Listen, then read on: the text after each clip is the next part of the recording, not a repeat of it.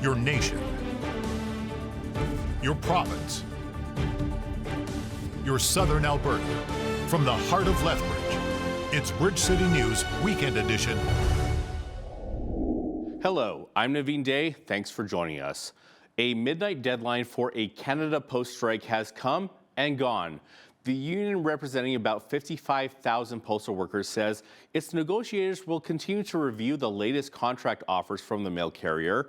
It was announced Thursday night that members are being told to refuse overtime work. The Canadian Union of Postal Workers says the latest offers from Canada Post fell short. They say they identified several areas where the offers disappoint. They highlighted stagnated wages and cost of living adjustments. The offers include a 13% wage increase and weekend delivery. Canada Post still wants to add part-time workers to do weekend deliveries, but now says it'll provide health and pension benefits as well as schedule guaranteed hours. Finance ministers from the G7 have emerged from their summit in Banff, Alberta with a joint communique. The governor of the Bank of Canada says ministers agreed on and worked on 4 key areas of leadership. Reducing policy uncertainty, addressing unsustainable global imbalances, improving the dialogue around tariffs and fixing the problems in the global trading system, and implementing policies to boost productivity and growth. Today, we also had important discussions on fostering the adoption of AI, equipping workers in our countries, and harnessing the productivity gains from AI. Over the last 2 days, we also discussed reducing risks in our financial system, and we agreed on improving data collection and sharing of information on non-bank financial institutions. I want to particularly highlight the tone of the discussions was particularly constructive. Maybe we were helped by the breathtaking views of the Canadian Rockies and the wonderful fresh mountain air, but whatever it was, there was a real spirit of constructive engagement, a spirit of working together to the benefit of our citizens. The mountains do have that effect. The meeting this week in Banff precedes the G7 Leaders Summit in Kananaskis, Alberta in June. Prime Minister Mark Carney reversed course over the weekend and announced that there will be a budget this year, but not until the fall. So why the change of heart and why the wait? Political reporter and Toronto Sun columnist Brian Lilly explains. So, this was really interesting.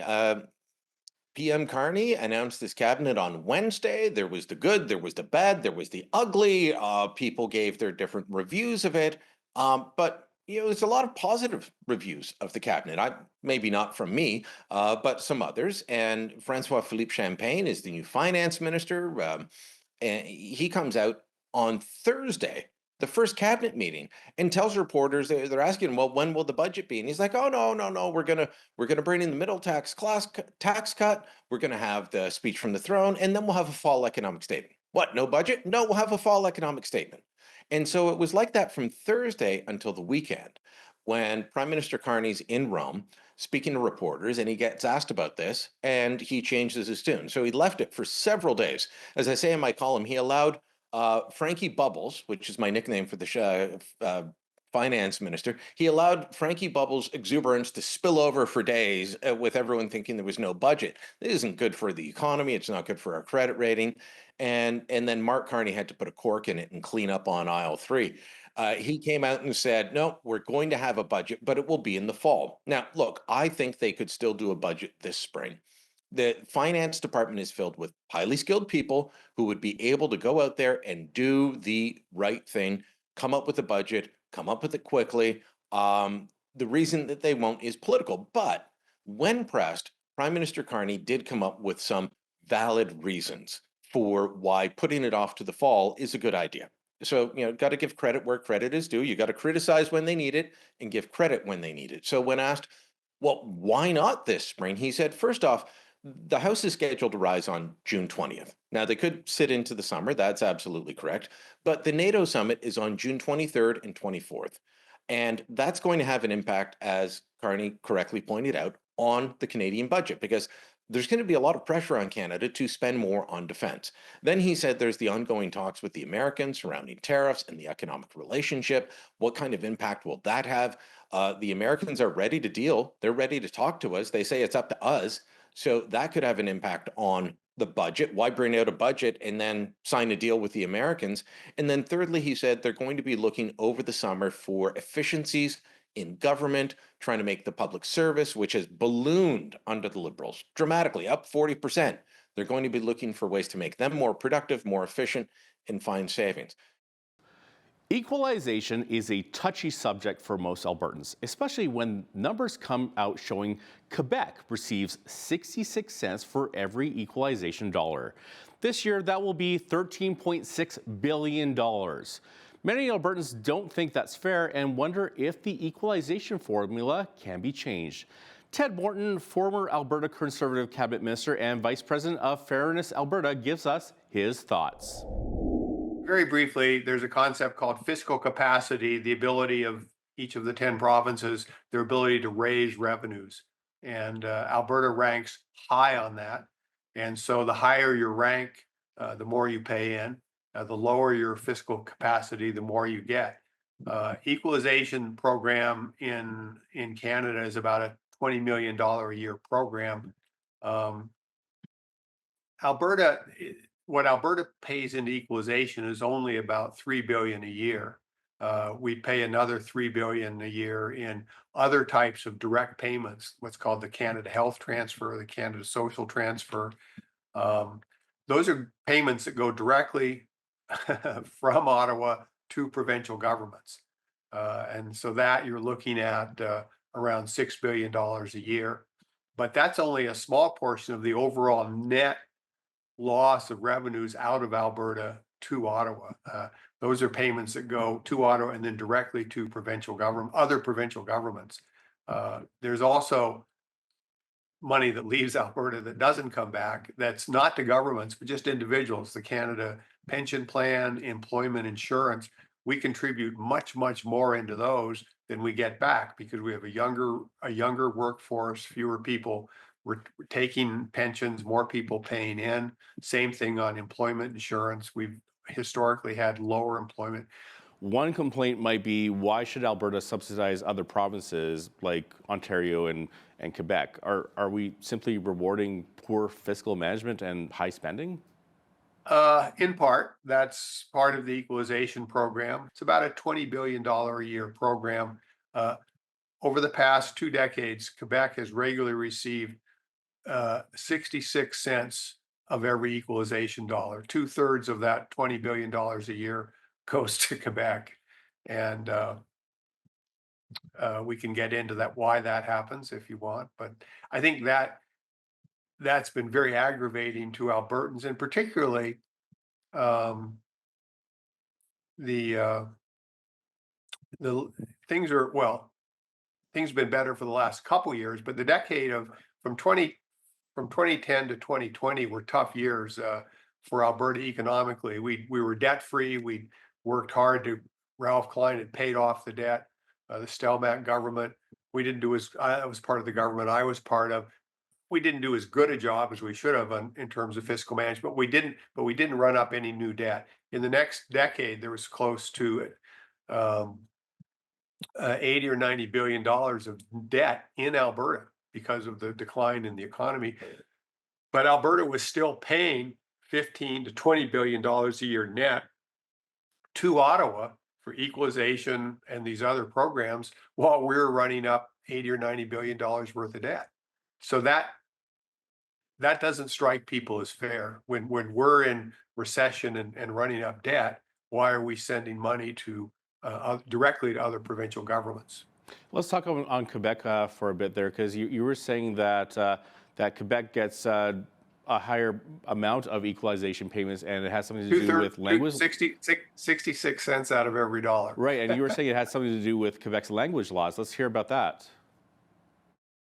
Well, again, this is kind of a baby boom. The Separatist Party became strong in Quebec in the late 70s and has been there. The separatist threat has been there since the late 70s.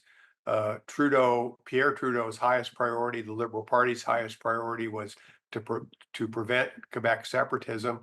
And I think that has continued to be the highest priority of the Liberal Party of Canada. for the last, well, in my adult lifetime, from the 1980s right up till now. And basically, keeping Quebec happy has been a priority for the Liberal Party. Partly, you could say, for patriotic reasons, but also it's how the Liberal Party wins elections. Take the election we just had. How many votes did the Liberal Party get in Alberta and Saskatchewan? How many MPs were elected in Alberta and Saskatchewan? I think 4. 4 out of 50. But between the two, Ontario and Quebec by themselves have 200 MPs. For a majority, you need 172 MPs. So Ontario and Quebec by themselves can elect majority governments. And I think 2/3 of the new prime minister's government, he's at 170 MPs. He's just shy of that 172 majority. But 2/3 of MPs, if his MPs, are from Ontario and Quebec. So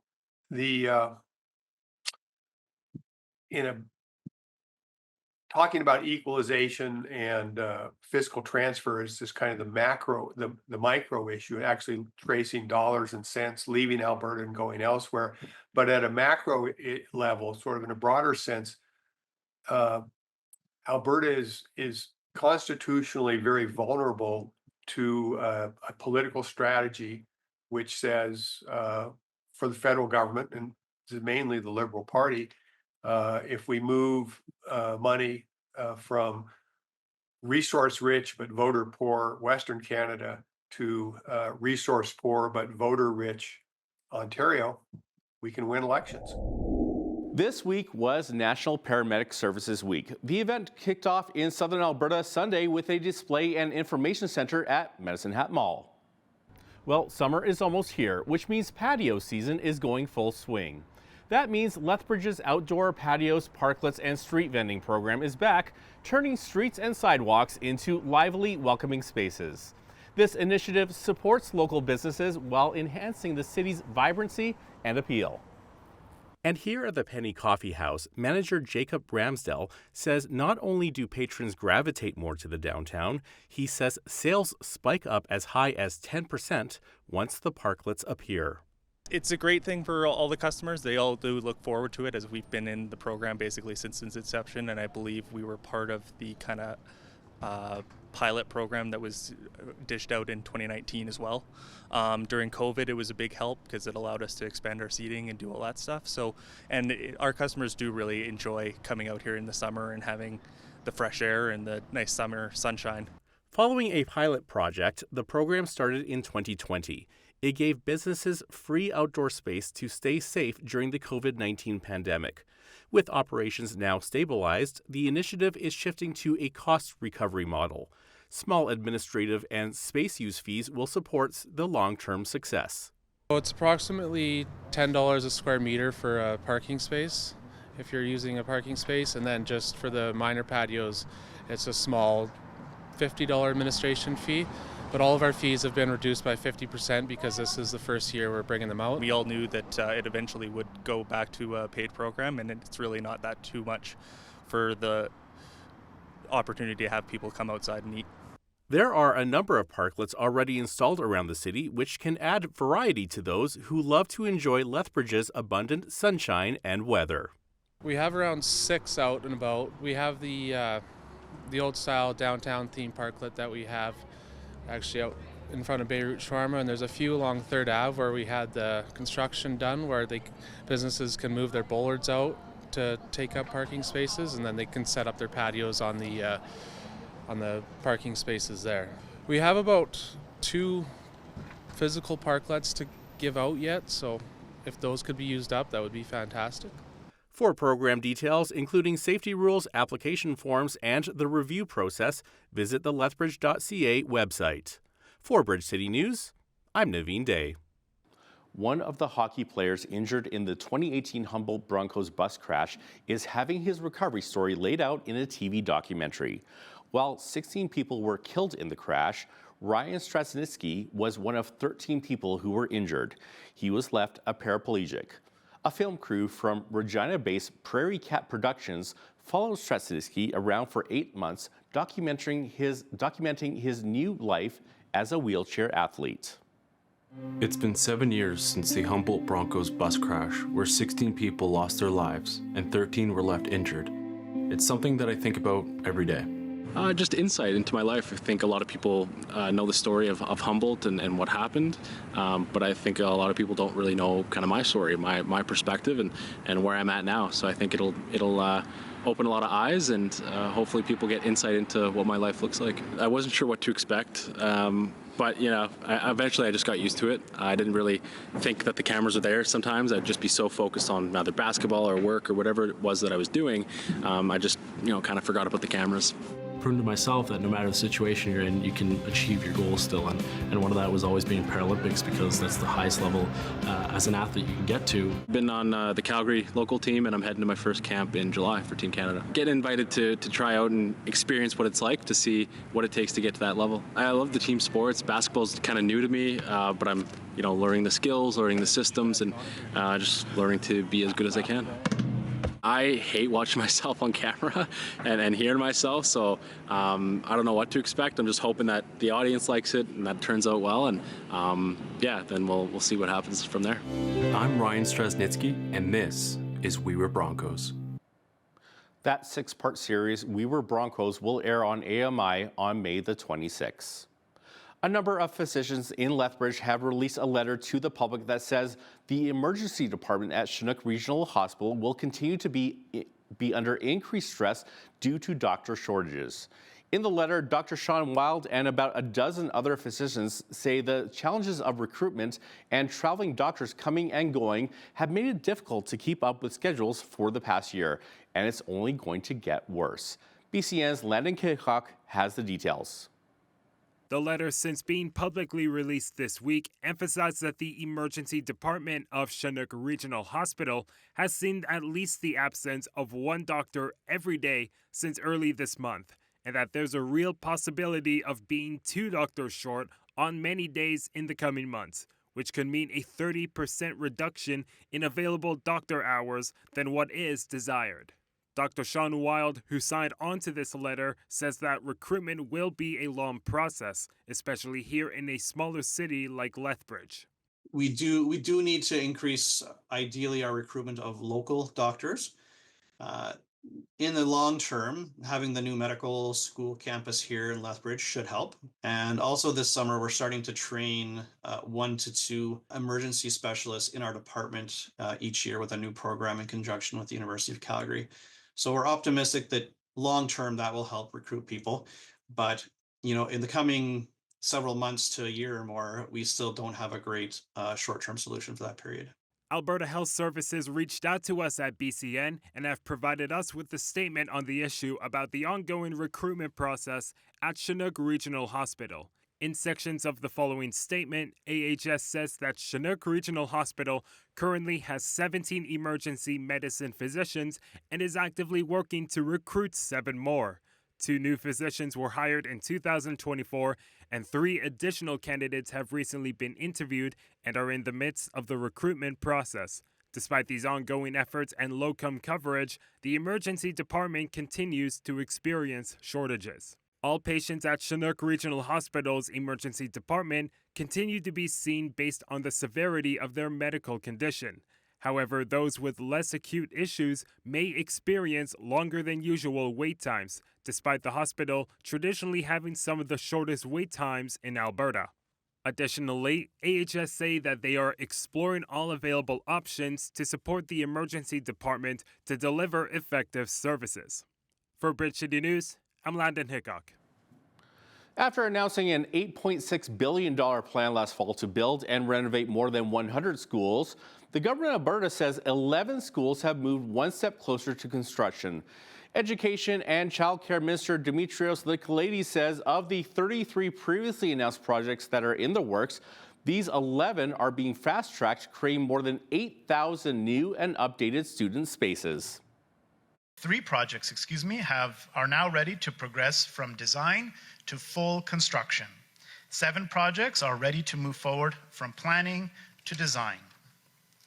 1 project is transitioning from pre-planning to planning funding approval. Once completed, these 11 projects will provide 8,000 new and renovated spaces, ensuring more students have access to modern learning environments. Just east of Calgary and Strathmore, funding approval has been granted for the design of the Westmount School Replacement Project. Southern Alberta is also seeing progress with Colehurst High School. Renovation has been approved to move to the design stage.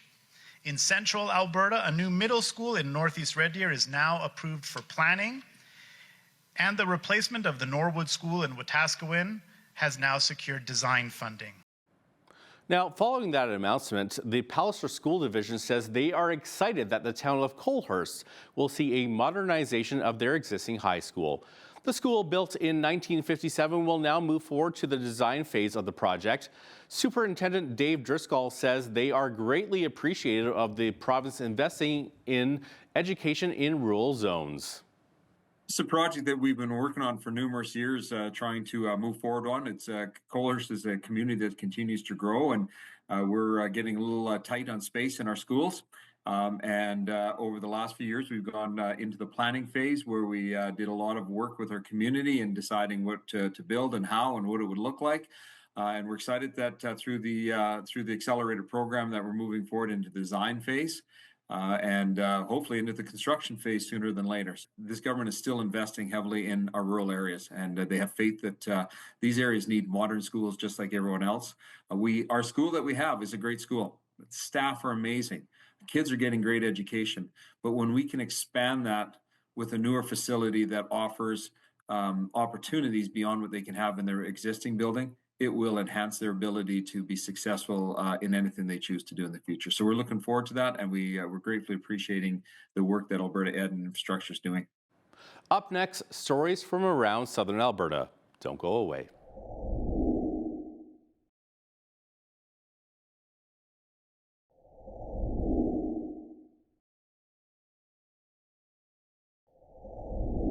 Tourism Lethbridge is recognizing the important role of frontline workers. They were celebrated at a party Wednesday at the Southern Alberta Ethnic Association.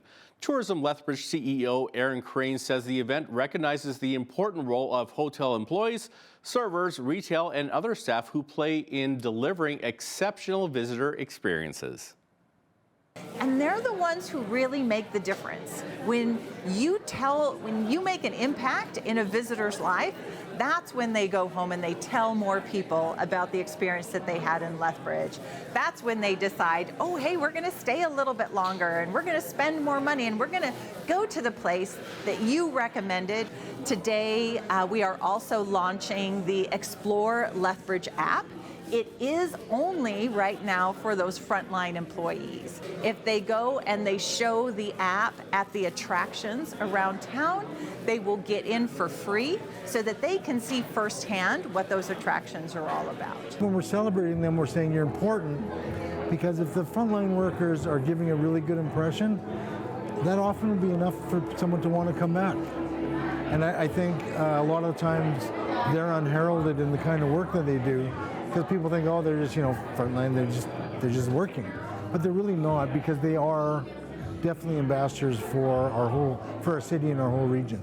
Oh, because they're the first interaction that many people have with Lethbridge, and they set that first impression. And Lethbridge is fun, friendly, and inviting, and we have such a great diversity of cultures that live in Lethbridge. 100 different languages are spoken, and we have young people, we have old people, we have people all ages working in those jobs.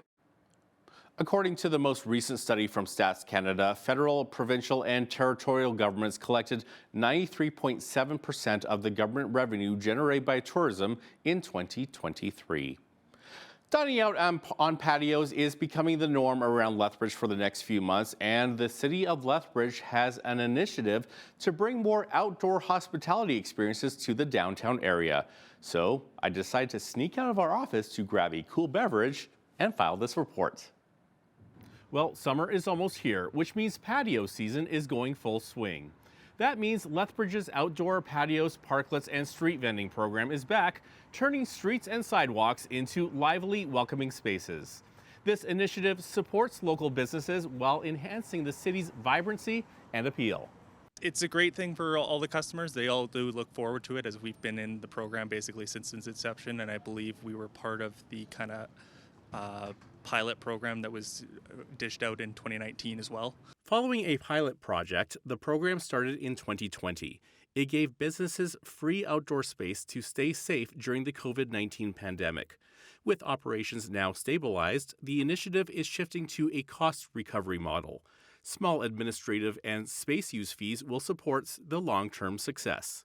It's approximately $10 a square meter for a parking space if you're using a parking space, and then just for the minor patios, it's a small $50 administration fee. We all knew that it eventually would go back to a paid program, and it's really not that too much for the opportunity to have people come outside and eat. There are a number of parklets already installed around the city, which can add variety to those who love to enjoy Lethbridge's abundant sunshine and weather. We have around 6 out and about. We have the old style downtown theme parklet that we have actually out in front of Beirut Shawarma, and there's a few along 3rd Ave where we had the construction done where businesses can move their bollards out to take up parking spaces, and then they can set up their patios on the parking spaces there. We have about 2 physical parklets to give out yet, so if those could be used up, that would be fantastic. For program details, including safety rules, application forms, and the review process, visit the lethbridge.ca website. For Bridge City News, I'm Naveen Day. The Chinook Sexual Assault Center has introduced a new 4-legged helper for their Child and Youth Advocacy Center. Meet Link, a cross golden retriever and lab, and the new accredited facility service dog at the center. Link was provided by the Pacific Assistance Dog Society and has gone through extensive training to help clients with emotional support and provide a sense of security during what can be difficult moments. The Chinook Sexual Assault Center say they've been looking for 3 years to find a service dog. Link will also participate in outreach and education opportunities in the community. Farming plays a vital role in Canada's economy. Ken Coles, Executive Director of Farming Smarter, gives us the lay of the land and what it takes to farm in southern Alberta. That's coming up next. And if you're watching us online, that full interview is available on our YouTube channel.